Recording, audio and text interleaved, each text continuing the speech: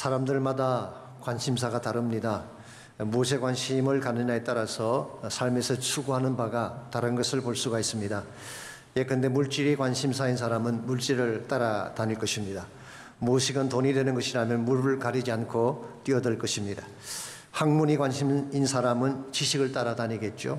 책을 읽고 인터넷을 뒤져서 정보를 수집하며 지식을 축적하는 데 만족을 느낄 것입니다. 쾌락이 관심인 사람은 먹고 마시고 즐기는 삶을 추구할 것입니다. 여러분, 사람들마다 관심사가 다르죠. 이 관심사를 흔히 이르는 가치관이라고 부르기도 합니다. 본인이 가치 있다고 생각하는 것에 관심을 갖고 그것을 추구하기 때문입니다. 오늘 여러분의 관심사는 과연 무엇인지요? 여러분, 무엇을 추구하며 무엇을 향하여 매일 삶을 달려가고 있는지요? 우리 삶이 건강해지고 바른 방향으로 나아가려면 우리 관심사가 건강해야 되는 것입니다. 몇 년 전에 뉴욕타임즈에 샘 포커라고 하는 사람에 대한 기사가 난 적이 있습니다. 자신 그가 쓴 책 For the Love of Money라고 하는 책을 소개하는 그런 칼럼이었습니다마는, 이 사람은 콜롬비아 대학을 나오고 월가의 금융회사에 들어가서 수백만 불의 연봉을 받던 사람입니다. 2010년도에는 회사에서 그를 붙잡기 위해 800만 불의 보너스를 제시했음에도 불구하고 이 모든 것을 뿌리치고 월가를 떠났습니다. 그리고 그로스리 쉽스라고 하는 NGO를 설립을 했습니다. 이것은 그로스리라는 단어와 스칼라쉽스를 합친 것입니다. 빈곤층 사람들에게 장학금을 제공해서 건강한 식품을 먹게 하고 건강한 삶을 살도록 돕는 사역을 말하는 것입니다. LA 남부 지역에도 이것이 있는 것으로 제가 알고 있습니다마는, 왜 월가의 높은 연봉을 포기하고 이런 일을 하게 되었는가 질문했을 때에 샘 포커의 대답은 다음과 같습니다. 월가에 있는 동안 돈은 많이 벌었지만 실상은 돈에 중독된 삶이었습니다. Life that is addict to the wealth. 부에, 돈에 중독된 삶. 벌면 더 벌고 싶고 벌면 또 더 벌어야 되는 이 돈에 중독된 삶을 살았다는 것입니다. 그래서 돈에 중독된 삶이 너무 비참하고 가치가 없다고 느꼈기 때문에 이런 일을 하게 되었다라고 설명을 했습니다. 여러분, 세상적 성공이나 물질적 성공이 필요하긴 하지만 여기에 중독이 되어서 인생의 모든 것을 걸게 된다면 이것은 위험한 것입니다. 물질적인 번영이 우리 인생의 진정한 행복을 보장해 주지 못하기 때문입니다. 그러므로 우리 인생이 정말 건강하고 바르게 되기를 원한다면 우리 삶의 가치가 바르게 돼야 되고 추구하는 바가 건강해야 하는 것입니다. 여러분과 저는 크리스찬으로서 예수님을 따르는 제자들인데, 예수님의 제자들로서 우리가 추구해야 될 최고의 가치, 최고의 관심사는 무엇이 되어야 할까요? 결론부터 말씀을 드리자면 하나님입니다. 하나님과의 관계성이 가장 중요한 것입니다. 하나님과 순결한 관계를 맺고 그분을 섬기는 삶이 확립되어야지 다른 모든 것이 다 풀려지게 되는 것입니다. 근데 만일의 경우 하나님과의 관계는 정립하지 아니한 채 다른 모든 것을 다 가졌다고 할지라도 그 인생은 의미가 크지가 않습니다. 찰스 스탠리 목사님이 말씀을 드리자면 Everything minus Christ is nothing. 우리가 모든 것을 다 가졌다고 할지라도 거기서 그리스도를 빼고 나면 아무것도 남는 것이 없다. 여러분, 제가 이 사실을 바로 알고 우리 인생의 최대 가치가 하나님이 되게 할 때에, 우리의 최고 가치가 하나님의 나라가 되고 하나님 비전이 될 때에 우리 삶이 바른 방향에 나가게 되고 남기는 열매가 좋게 되는 것입니다. 그럼 우리가 어떻게 하면 세상 가치를 추구하지 않고 하나님을 추구함으로써 하나님이 기뻐하시는 삶을 살 수 있을지, 오늘 같이 봉독한 본문을 중심으로 그것을 함께 정리해 보려고 합니다. 오늘 같이 읽은 본문에 보시면 하나님에게는 관심이 없고 오직 세상적인 탈취에만 관심을 쏟았던 북왕국 오므리 왕조의 멸망에 대한 메시지가 오늘 본문에 소개되어 있습니다. 배경을 정리하기 위해 잠깐 앞으로 가셔서 8장 25절 이하를 보시면, 먼저 25절입니다. 이스라엘 왕 아합의 아들 요람 제20년에 유다 왕 여호람의 아들 아하시아가 왕이 되니, 지난주에 말씀드린 것처럼 유다 왕 요람이 죽게 되고 그의 아들 아하시아가 유다의 왕이 됐습니다.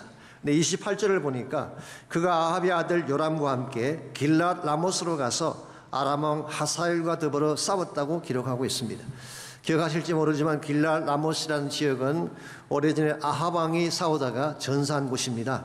아합 때는 아람 왕이 벤하닷이었는데요, 아합은 그곳을 탈취하기 위해 전쟁을 하다가 화살을 맞고 피를 흘린 채 죽게 되죠.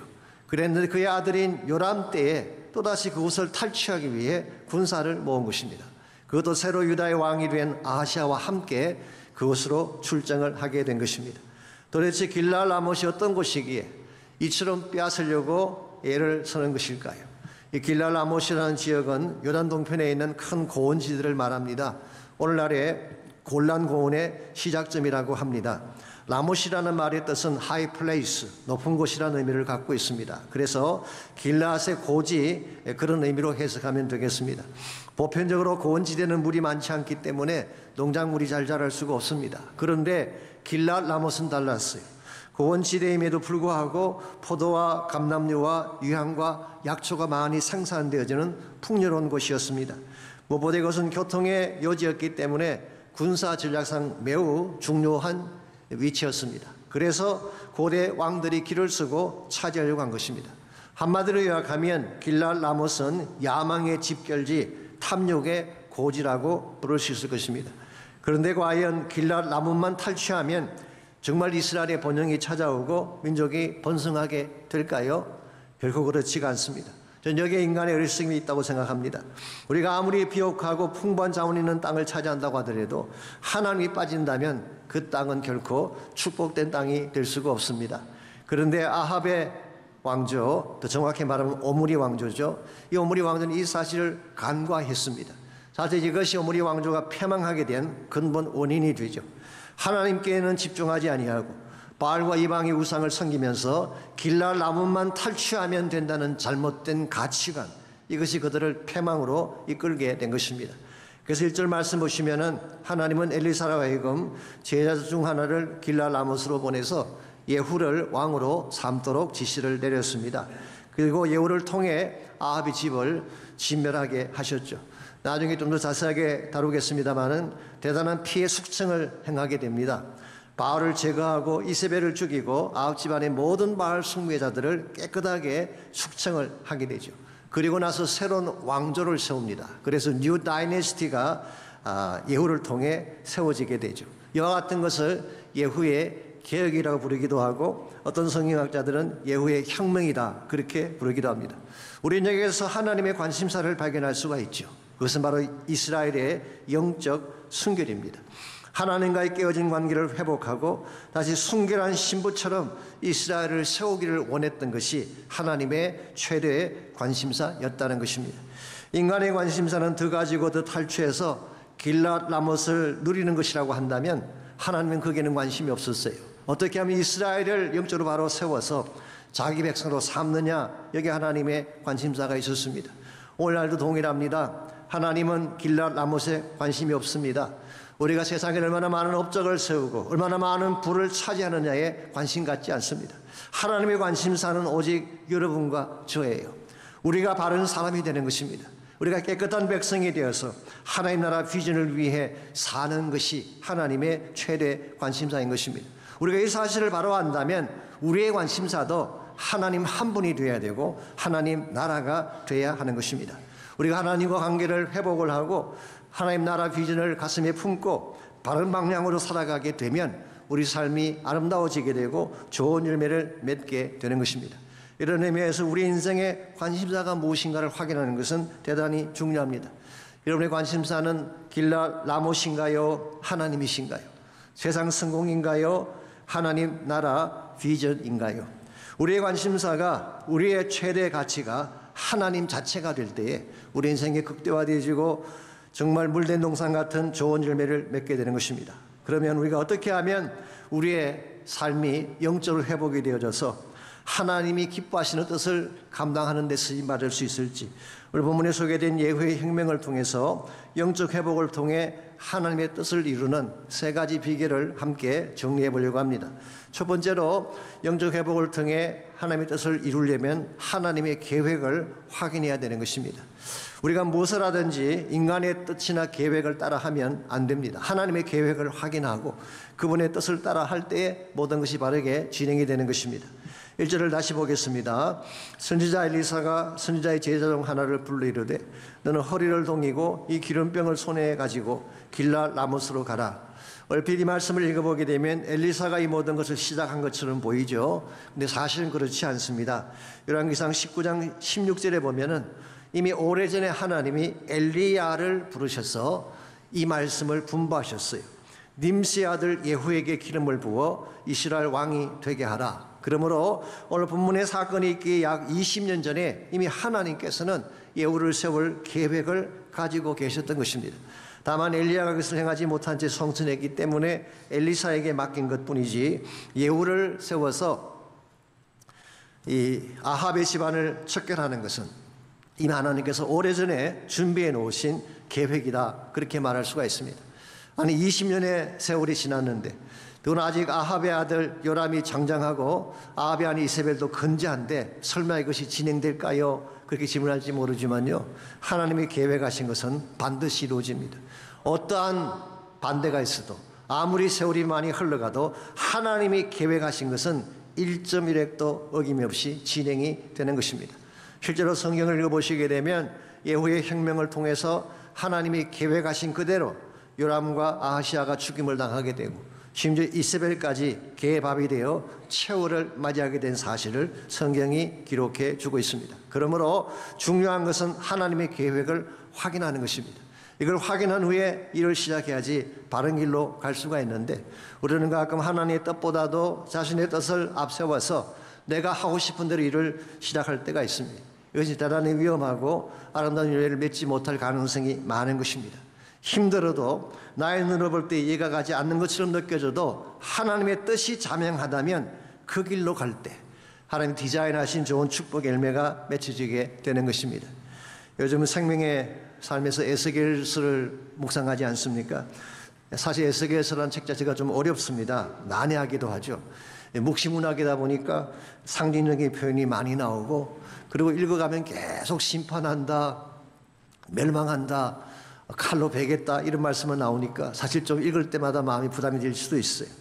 사실 에스겔이나 예레미야나 그 당시 상황을 생각해 보면 그들의 사역은 결코 쉬운 사역이 아니었습니다. 왜냐하니까 그들의 사역의 핵심이 민족이 망한다는 메시지였잖아요.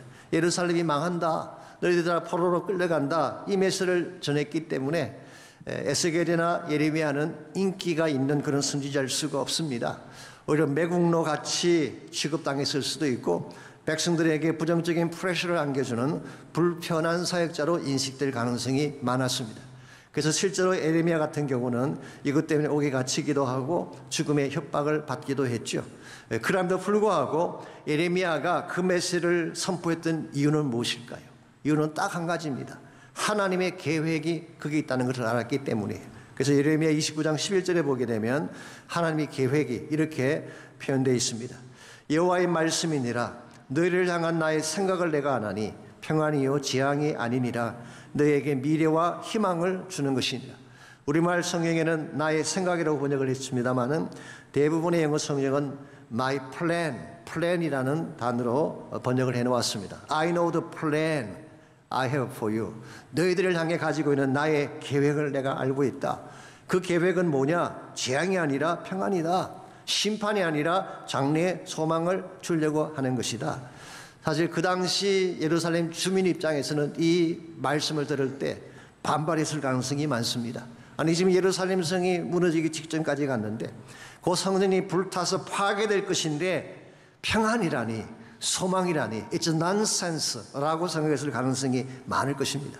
그런데요, 인간의 시각으로 보고 인간의 안목으로 보면 그런 판단이 나올지 모르지만 하나님은 약속하신 그대로, 계획하신 그대로 그들에게 평안을 안겨주시고 장래의 소망을 안겨주실 계획을 가지고 계셨어요. 역사적으로 보게 되면 예루살렘이 멸망을 합니다. 그리고 성전도 불타 무너지게 되죠.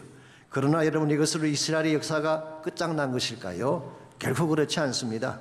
예루살렘이 망한 것은 그들이 쌓았던 죄악 때문이고, 그것도 돌이킬 수 없을 만큼 죄악을 쌓았기 때문에 심판에 여는 달리 길이 없기 때문에 심판하긴 하셨지만 이것으로 하나님의 계획이 종결된 것은 아닙니다.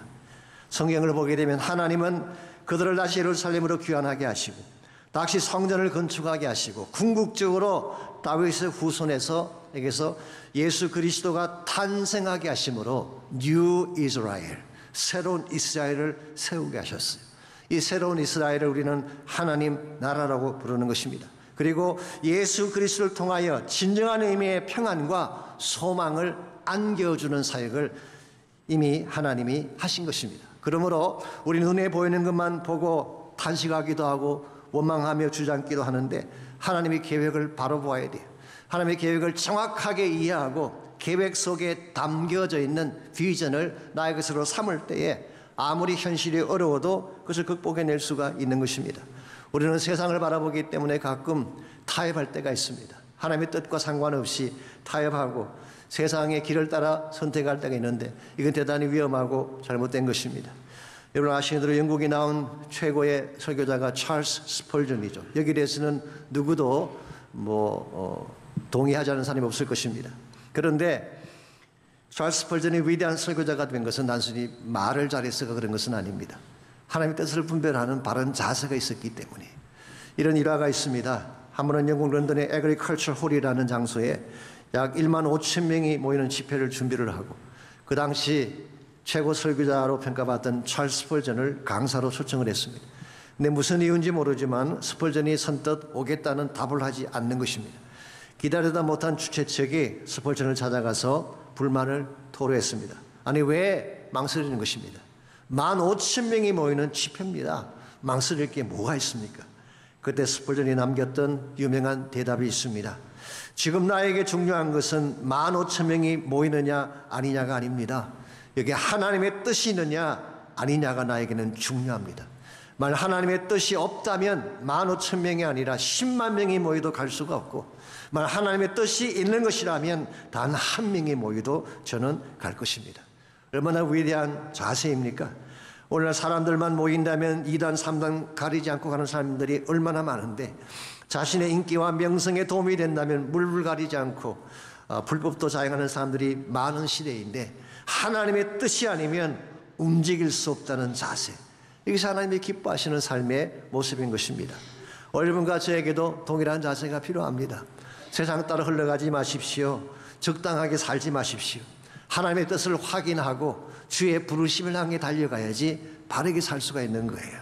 세상은 우리를 잘못된 곳으로 미혹된 곳으로 인도를 하지만 하나님의 뜻은 항상 온전하고 영광된 장소로 인도하는 것입니다. 그러므로 우리가 정말 하나님이 기뻐하는 바른 삶을 살려면 하나님의 계획, 하나님의 뜻을 먼저 확인을 해야 되는 것입니다.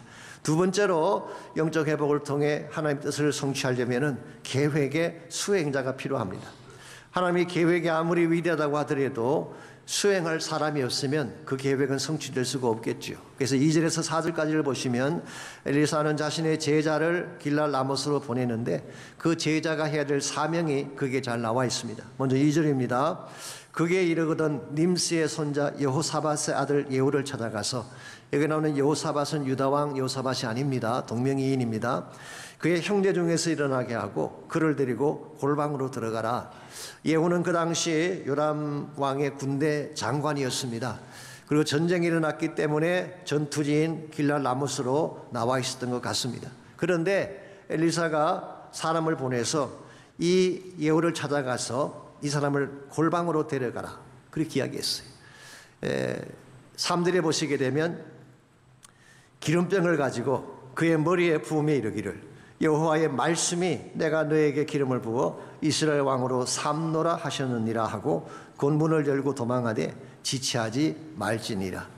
사실 이 주어진 과제는 굉장히 위험한 과제였어요. 그러니까 역모를 꾸미는 케이스이기 때문에 지금 왕이 없느니 살아있는데 예후를 기름 부어 왕으로 삼으라고 하는 것은 목숨을 걸지 않으면 할 수 없는 태스크였어요. 만에 하나 예후가 노를 한다든가 혹은 사전에 이 사실이 빠져나가게 된다면 이 선지자는 죽은 목숨과 다를 바 없는 것입니다. 그런데 엘리사는 이런 중차대한 사역을 누구에게 맡겼나요? 4절을 다시 보십시오. 4절에 보시게 되면 그 청년, 곧 그 선지자의 청년이라고 표현하고 있습니다. 옛날 번역인 개역 한글에서는 소년 선지자 그렇게 표현을 했어요. 이 사람의 이름은 정확히 나와 있지 않습니다. 그러므로 알 수 없습니다. 그럼에도 불구하고 유대 랍비들의 전승에 하면은 이 소년이 요나였을 것이다 라고 그들은 제시하고 있습니다. Young man Jonah. 옛날 어린 시절 요나했을 것이다. 그렇게 랍비 전성은 소개합니다. 글쎄 우리 본문 자체에서 나와 있지 않게 알 수가 없는데요. 오늘 본문의 소년 선지자와 요나의 공통점이 있다면 딱 한 가지밖에 없죠. 도망쳤다는 사실. Run away prophet. 그 외에는 별로 공통점이 없어 보입니다만은 anyway 나이가 많지 않은 사람, 작은 자에게 하나님은 이스라엘의 역사의 한 챕터를 바꾸는 중차대한 사역을 맡긴 것입니다. 이게 하나님의 방법이에요. 하나님 나라 일은요, 꼭 큰 자, 유명한 자가 되야만 할 수 있는 것이 아닙니다. 작지만 순종하며 자신을 드리는 자를 통해 오늘도 하나님은 하나님 나라 일을 진행해 가시는 것입니다. 그러므로 서서 우리가 작을지라도 실망할 필요가 없어요. 혼자라고 할지라도 낙심할 필요가 없습니다. 나 한 사람일지라도 내가 진실된 하나님의 사람이 되어서 순수한 영성을 가진 자가 되어서 하나님 뜻에 순복하겠다라고만 한다면 하나님은 여러분을 통해 위대한 하나님 나라 비전을 이루어갈 수가 있는 것입니다. 실제로 역사를 보시면요, 역사의 중요한 모멘텀마다 새로운 이 변화를 일으킨 주역은 대중이 아니었어요. 소위 말하는 대중운동의 역사를 바꾼 적은 없습니다. 대부분의 경우는 소수의 사람, 때로는 한 사람이 기폭자가 되어서 역사를 바꾼 예들이 많습니다. 토미는 이것을 창조적 소수라고 불렀죠. 크리에이티브 마이너리티라고 불렀습니다만은 우리 기독교 역사도 마찬가지입니다. 하나님은 작은 사람을 통해, 때로는 한 사람을 통해 위대한 일들을 행하는 예들이 성경에 많이 기록되어 있습니다. 근데 구약에 나오는 에스더를 생각해 보십시오. 연약한 여인이었잖아요. 더구나 이방 나라인 페르시아에 잡혀가 있던 소수 민족인 유대인이었습니다. 그녀가 할 수 있는 거 아무것도 없어요. 배경도 없고 가진 것도 없어요. 그럼에도 불구하고 에스더가 죽으면 죽으리라는 각오로 아수엘의 왕 앞에 나아갔기 때문에 유다 민족을 구원하는 위대한 일을 감당할 수가 있었어요. 신약성경 사도행전서에 보시게 되면 스데반이라고 하는 사람이 나옵니다. 아신 대로 스데반은 사도가 아니었습니다. 예루살렘 교회의 기둥도 아니었어요. 7 집사 중에 한 명이에요. 소위 말하는 평신도에 불과했습니다. 그럼에도 불구하고 스데반 한 사람의 순교가 기독교 복음 운동의 기폭제가 된 사실을 알고 계십니까? 여러분 사도행전에서 보게 되면 스데반이 돌에 맞아 죽어가면서 그는 성령에 충만한 나머리 해같이 빛난 얼굴로 그가 마지막 외쳤던 말이 무엇인가요? 주님, 이 죄를 저들에게 돌리지 마십시오. 자기는 피투성이가 되어 죽어가면서 자신에게 돌을 던지는 자들을 용서하고 사랑을 선포하고 세상을 떠난 것입니다. 이 스데반의 죽음 앞에 누가 있었나요? 사울이라고 하는 청년이 그 곁에 있었어요. 물론 그 당시는 스데반을 죽이는데 주동자가 되어서 그것까지 왔지만 막상 돌을 들어 쳤는데 피투성이가 되어 죽어가면서 용서를 선포하고 사랑을 선포하는 스데반의 모습 보며 이 청년의 가슴 속에 엄청난 충격이 왔을 가능성이 많습니다. 도대체 저 사람 안에 무엇이 있길래 이와 같이 어려운 고난을 당하면서도 얼굴이 해같이 빛날 뿐만 아니라 자기에게 돌을 던지는 자를 향해 사랑을 선포할 수 있단 말인가? 물론 지금 당장은 아니지 모르지만 그런 이 한 가지 사건이 큰 충격이 되어서 일평생 그의 가슴 속에 새겨졌을 가능성이 많습니다. 그래서 오늘날 대다수의 바울 신학자들은 거의 동의합니다. 바울의 생애를 바꾸어 놓았던 가장 중요한 인물 중 하나가 스데반이었다라고 대다수의 학자들이 인정을 하고 있습니다. 여러분, 스데반은 작은 자로서 죽어갔지만 그의 죽음을 통해 바울이라고 하는 한 일꾼이 만들어지지 않았습니까? 그를 통해 후에 온 아시아와 유럽과 열방의 수많은 교회가 개척이 되고 오늘날까지 복음의 물결이 흘러오게 한 것입니다. 오늘 이 시대에도 하나님은 이런 사람을 통해 일하고 계십니다. 하나님의 교회에 이런 작은 사람이 필요합니다. 사랑의 불씨가 되어서 복음의 물결을 털 수 있는 사람, 기도의 불씨가 되어서 닫혔던 하늘의 창을 열 수 있는 사람, 미랄처럼 썩어짐으로 수많은 열방을 주께로 인도할 작은 사람, 한 사람의 불씨를 하나님은 찾고 계시고 기뻐하고 계십니다. 여러분과 제가 이런 역할을 감당해야 되지 않겠습니까? 세상에 알려주는 큰 자는 되지 못할지라도 하나님 나라를 위해 쓰임받을 수 있는 작은 자, 대단히 위대한 인생인 것입니다. 이와 같이 우리가 우리의 영적 회복을 통해 하나님의 뜻을 이루려면 1차적으로는 하나님의 계획을 확인해야 돼요. 하나님의 뜻이 어디는가를 확인하고 일을 시작해야 됩니다. 두 번째는 이 플랜을 수행할 수행자가 필요한데, 바로 이 수행자는 여러분과 제가 되어야 하는 것입니다. 마지막 세 번째로 영적 회복을 통해 하나님의 뜻을 성취하려면 기름 부음이 필요합니다. 하나님 나라 일을 하는 것과 세상 일은 다릅니다. 여러분, 세상 일이라고 하는 것은요, 자신의 능력이나 재능이나 노력으로도 충분히 해낼 수가 있습니다. 근데 하나님 나라 일은 그렇지가 않아요. 내가 아무리 능력이 많고 재능이 뛰어나도 성령의 기름 부받지 아니하면 하나님 나라 일은 바르게 진행시킬 수가 없습니다. 그래서 6절을 보겠습니다. 예후가 일어나 집으로 들어가니 소년이 그 머리에 기름을 부으며 이르되 이스라엘 하나님 여호와의 말씀이 내가 내게 기름을 부어 이스라엘의 백성 곧 이스라엘의 왕을 삼노니 그랬어요. 여기 보면 기름을 붓는다는 표현이 나오죠. anointing이라고 번역이 되어 있습니다. 구약 성경에서 기름을 붓는 케이스는 세 가지죠. 첫 번째로 제사장을 세울 때 기름을 부었습니다. 두 번째는 선지자를 세울 때 기름을 부었죠. 그리고 세 번째가 왕을 세울 때입니다. 자, 이와 같이 기름 부음으로 선지자, 제사장, 왕을 세웠는데 이 기름 부음이 의미하는, 상징하는 바가 뭘까요? 저는 두 가지를 생각합니다. 첫 번째가 set apart, 구별한다는 의미가 있어요. 다른 직분과는 구별된 거룩한 직무인 것을 밝히기 위해 기름을 부은 것입니다. 두 번째는 능력과 권세의 이양을 상징하는 것입니다. Transfer the power and authority.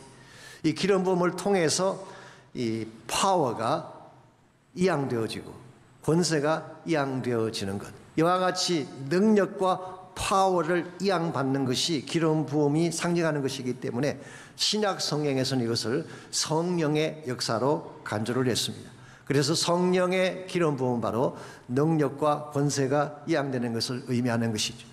사도행전 10장 38절에 보게 되면 예수님의 사역을 소개하면서 이렇게 기록하고 있어요.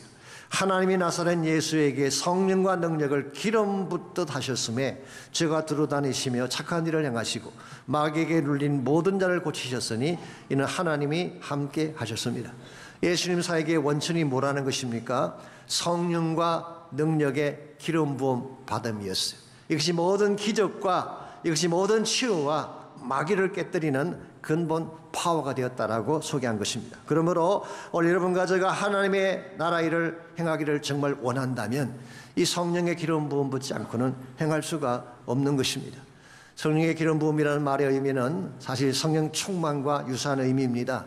기름을 부을 때 머리에 기름을 부으면 머리 끝부터 발끝까지 기름이 쭉 내려가게 되죠. 그러므로 기름 부음이라고 하는 말의 의미는 성령의 파워가 완전히 나를 장악해서 머리끝부터 발끝까지 나를 장악해서 나를 덮는 상태를 말하는 것입니다.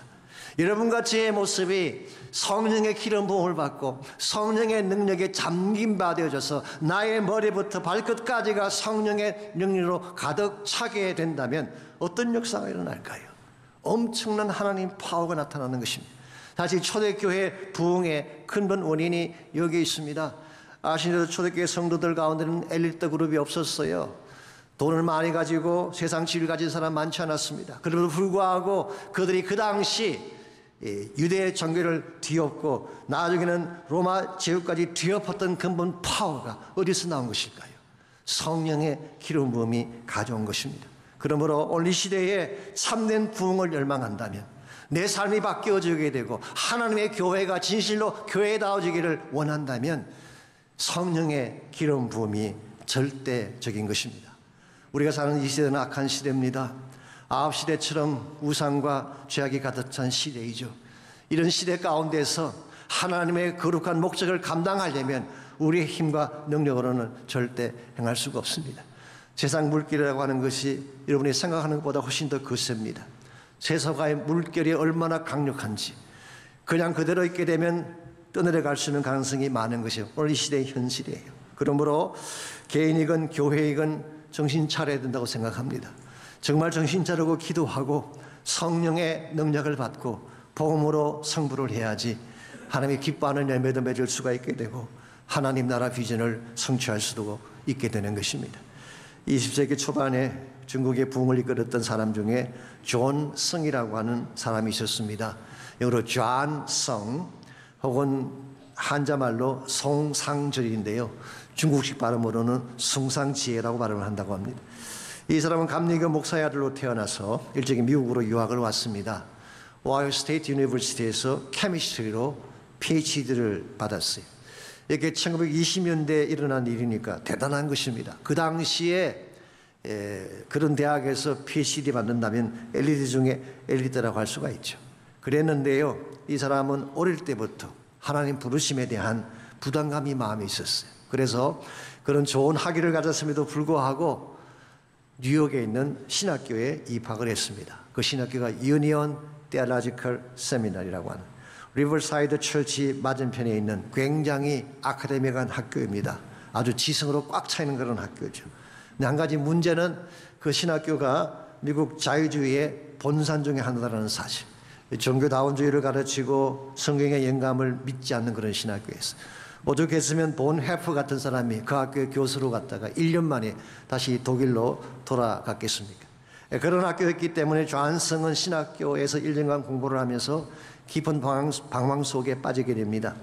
가슴은 말라가고 죄와 심판에 대한 두려움 때문에 밤마다 신음하며 잠을 자지 못했어요. 그러던 중에 1927년 2월 10일 깊은 탄식 속에서 기도하던 중에 주님의 임재를 경험하게 됩니다. 십자가 달린 예수님께서 피 묻은 손으로 그를 만지며 말씀하시기를 십자가 보혈로 너의 모든 죄가 깨끗게 되었노라. 이 셈의 죄를 씻으면 정하게 되리라. 이 음성 앞에 그런 자신의 죄를 토해내며 기도하기 시작했고, 기도하는 중에 성령께서 강력하게 임재하셔서 기름 부음이 나타나기 시작했어요. 이것이 그의 생애를 바꾸는 계기가 됐어요. 이것을 체험한 후에 그는 그 다음날부터 신학교 교수들을 찾아다니며 학생들을 찾아가며 그가 만난 예수를 전하기 시작했습니다. 어떤 반응이 나타났을까요? 그를 미쳤다고 몰아붙였어요. 그리고 정신병원에 감금을 시키고 말았습니다. 복음을 전한다고 정신병동에 감금시키는 그 사람들이야말로 미친 사람들 아닐까요? anyway, 그는 1927년 7월 유니온신학교를 중퇴를 하고 중국으로 돌아왔는데요. 그는 돌아오는 배에서 미국에서 받았던 학위증과 메달과 박사가운과 졸업장 모든 것을 바다에다 던져버렸습니다. 세상의 자랑, 세상의 업적, 소위 말하는 길랏 라못을 다 던져버리고 오직 한 분 예수님만 품겠다라고 결심을 한 것입니다. 그리고 중국 땅에 들어와서 그는 가는 곳마다 복음을 전하며 하나님 나라를 전파하기 시작했습니다. 중국 복건성에서만 10만 명이 주님께로 회개하고 돌아왔고 1930년대에는 말레이시아, 타일랜드, 싱가포르 가는 곳마다 하나님의 나라를 전파하고 수많은 열매를 맺은 그런 인물이 됐습니다.